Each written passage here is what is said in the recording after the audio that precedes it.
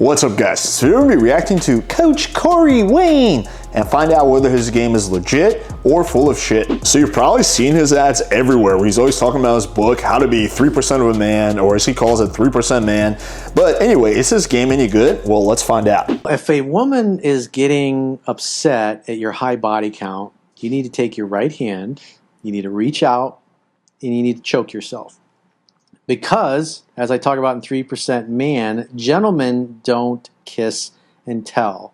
So you can absolutely tell a girl your body count. I have done that with every girl I've ever dated. It's never an issue as long as it's framed correctly, right? As long as you're not bragging about it. Oh, I fucked so many girls. But if girls like, hey, how many girls have you been with? I was like, I don't really count, but it's been a few hundred, right? And girls like, oh my God, really? How's that even possible? It's like, I don't know. I used to like to have a lot of fun in my 20s, right? You don't want to make it seem like that's something you're actively doing. You're constantly going around fucking like a new girl every single day, at least not when you're going for a long-term relationship. But it really shouldn't be a big deal either way. This whole like, oh, gentlemen don't kiss and tell thing is just kind of stupid. What helps you stay masculine, Corey? How do you stay calm around beta males?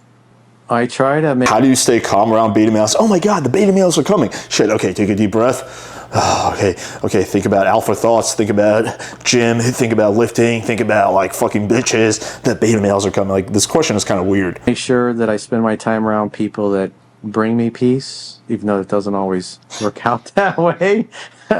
A little bit of chaos can be helpful. Like, obviously, we were talking earlier about Rocky fucking dog diarrhea on the floor. Those are things they're irritating you got to deal with because you might be enjoying your day and next thing you go, it smells like shit. What the fuck?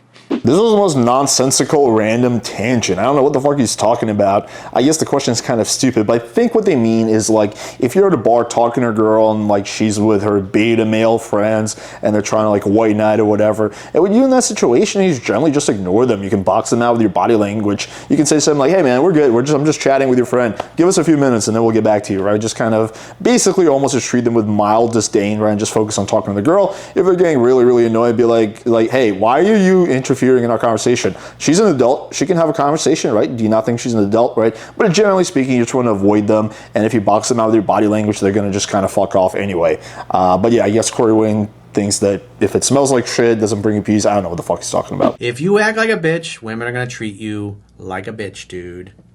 That's a big problem in the red pill communities is those guys have acted like bitches with women. They got treated like it, and they're doing everything they can to absolve themselves from any personal responsibility for that disgusting, unattractive behavior that got them abused, or the fact that they stayed in a relationship and they dated a woman with all kinds of red flags and character issues, and then they get burned.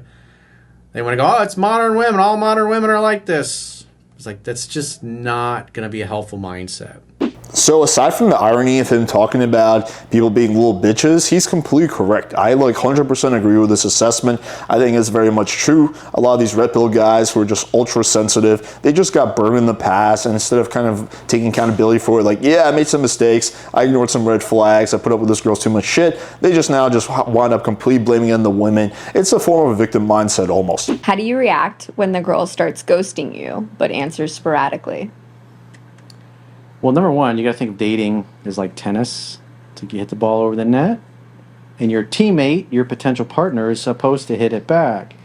And so if you're texting her and she ignores you, then in essence, if you're continuing to text, it's like, I use the analogy, it's like turning on if you take tennis lessons and you got the automatic ball machine and it shoots balls at you.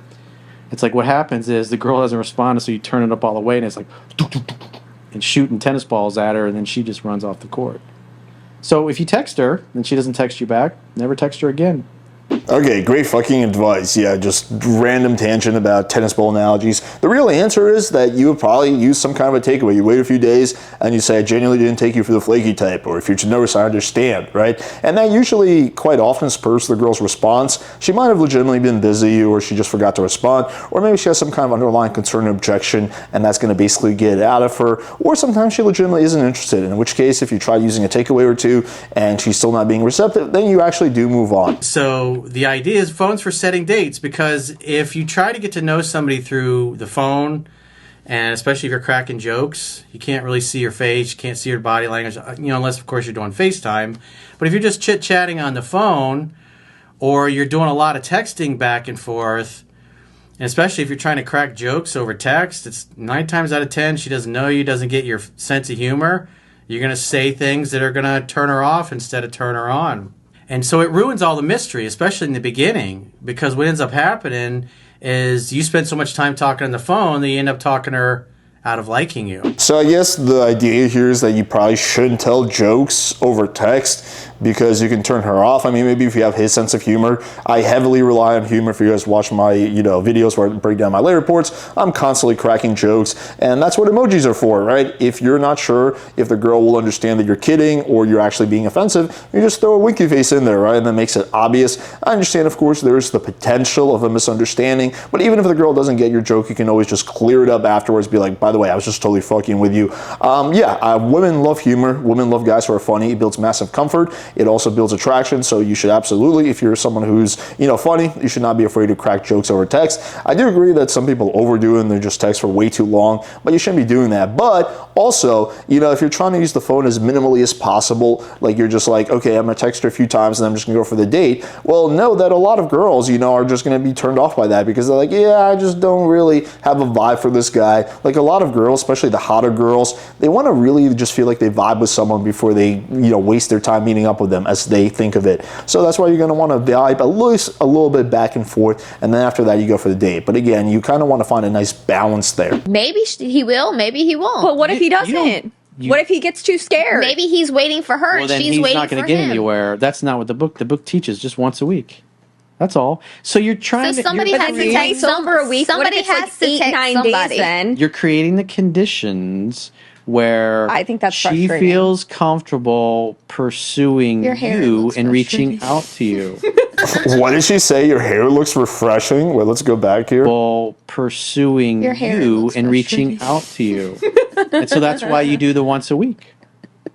Here the girls are just giggling at him, but I guess the idea is that you text a girl once a week, a girl that you're seeing or not seeing. Again, it's just stupid. You can text a girl, as often as you want. You just don't want to be needy. You don't want to be blowing up her phone, but it's okay. Like, for example, I have a girlfriend now, and we do text a lot, right, when we need to communicate. But when I used to have fuck buddies, right, a bunch of fuck buddies, yeah, sometimes with them I would text more often. Some of them would text less often. It's the same way with my friends. When I need to text my friend, I text them. I don't think like, oh shit, it's been twice a week. But so what is my overall impression of Coach Corey Wade? I'll be honest, I kind of cherry pick these videos. I would say on about 85-90% of things he's generally correct about. I don't think he says anything like super deep or insightful. I think he's just repeating just a lot of the stuff like in the pickup community. Like he's not coming up with anything unique himself or whatever, right? But he's not wrong about 90% of things. But I think he's the epitome of a keyboard jockey, someone who can kind of recite theory and even be correct about it most of the time, but someone who cannot execute for shit, which is just a vibe you get. Any girl's gonna get after listening to him talk for about 10 seconds. He just comes off very, very feminine,